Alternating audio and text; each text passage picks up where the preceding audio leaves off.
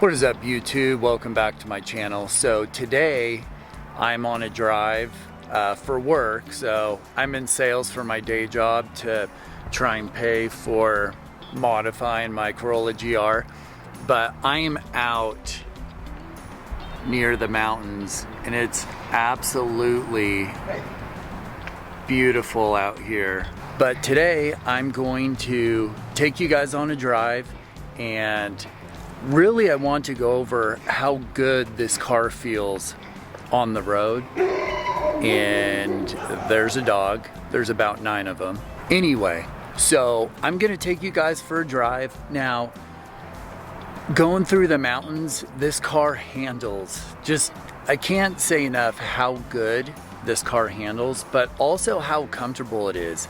These seats that come in the GR Premium, they are so comfortable, and the bolsters aren't too bad to where when you're getting out of it, it's just like a pain in the ass, but it still keeps you in the seat when you're taking those tight turns. I'm gonna get back on the road. I'm gonna hook my camera up in the car and then let's go for a drive.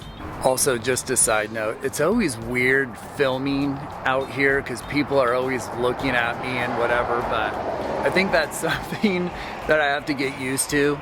But anyway, I mean, look how beautiful it is out. It is a perfect day for a drive in the Corolla GR. I woke up at 5:30 a.m., got on the road because I had to go down to a little south in Oregon, but car is still clean. It got a little bit dirty, but it's still clean.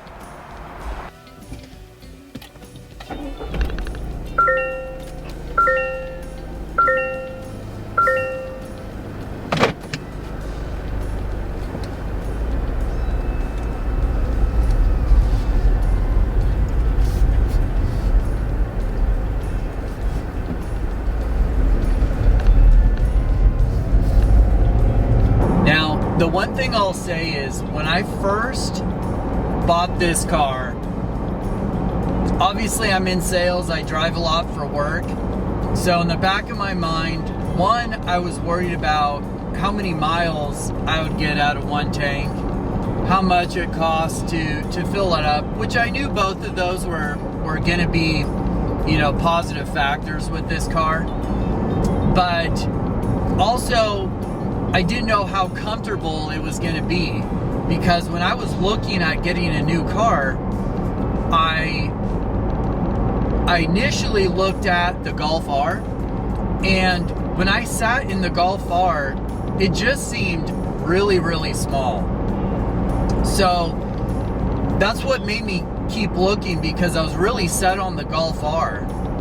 Then I did a little bit more research, and I found out that the Corolla GR was coming out with the automatic, and I was like, okay, well, is it all-wheel drive? And it was. So the first time I went to go look at this car, I was really impressed with the room, and especially for the driver and the passenger. I was like, okay, this car has some pretty good room. Now, when you put the seats all the way back, I mean, obviously the leg room back there is, you know, it's a little tight, but it's not tight where it's like, you know, I had an Eagle Talon or the Mitsubishi Eclipse, the older one years ago. Those had back seats, but they were absolutely non-existent. I mean, those were literally, you couldn't fit a 2-year-old back there. So back here, you can actually fit a couple people, and if you move the seats up, it's fine. So that was kind of important, because sometimes I have to pick up clients, and so I have to drive them around. But the comfortability of this car it's really, really good for what the car is. Now, is it BMW comfort or Mercedes comfort? No, but for a sports car that handles the way it does and the power it has, it is really, really good. And a lot of people kind of bring up, oh, there's no center console. I mean, for me, it's not that big of a deal because the seats kind of, the bolsters in the seats, they kind of hold you. So it's not that big of an issue to me. So today I drove about 250 miles and my back doesn't hurt and my legs aren't stiff. I have more than enough room. As far as being comfortable on long drives, this car is a solid 8. I mean, it is really, really comfortable. Now, getting into road noise. So when you're on the road and is there vibrations? Is it loud when the windows are up? Or what does that look like? And I'll say, I came from a truck with off-road tires and that was extremely noisy. So coming into this car, the road noise is really, really nice. And it's not loud, it's not overbearing. The suspension in this car is really, really good. It handles obviously well in the turns, but handling, you know, bumps in the road, it doesn't rattle you.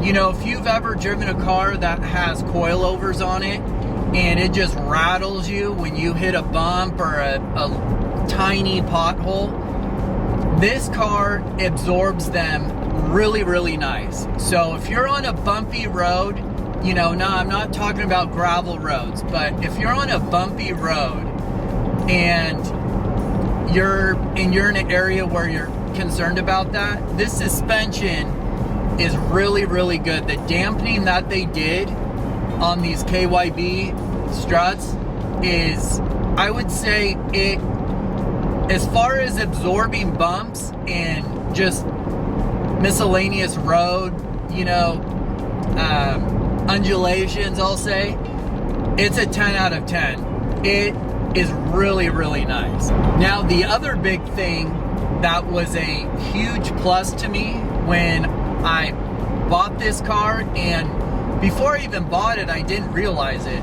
but the self-driving mode in this car is absolutely amazing. You can set up the lane departure and the adaptive cruise control, and the car essentially drives itself, and it is very, very refined.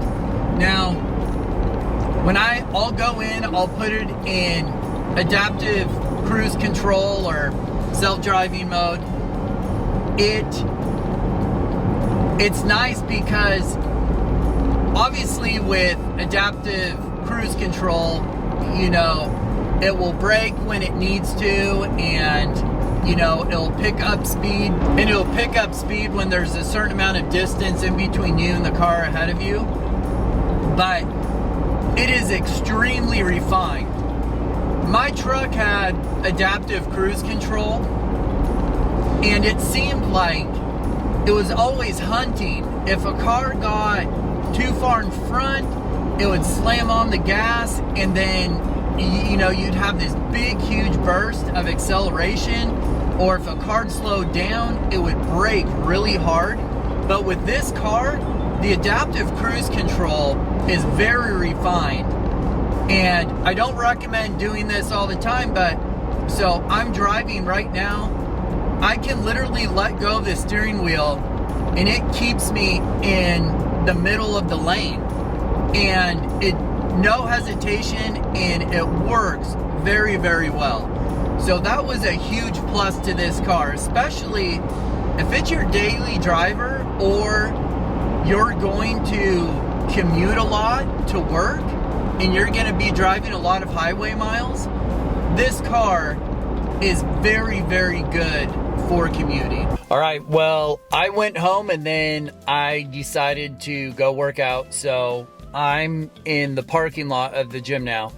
So anyway, I hope if you are looking for a Corolla GR that this helps you, because I will say for a everyday sports car that you're going to be commuting in, or you just want a sports car that you can drive around and It's not something that maintenance is going to cost a lot and all that other stuff. This is like the perfect car.